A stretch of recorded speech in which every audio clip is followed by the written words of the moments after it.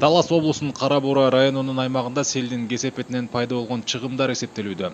Өзгөчө кырдаалдар министрлигинин облустук башкармалыгынын райондук бөлүмү тарабынан сел болгон жерден 75 адам эвакуацияланган.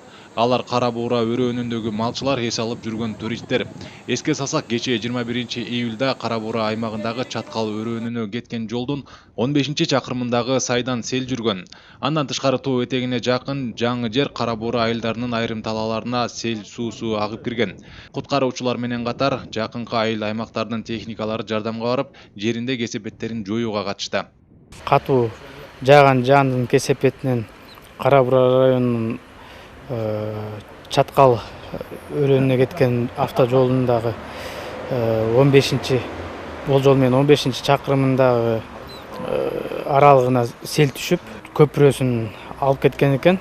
Кара Буура райондук өзгөчө кырдаалдар бөлүмү, райондук жарандык короо комиссиясы ушу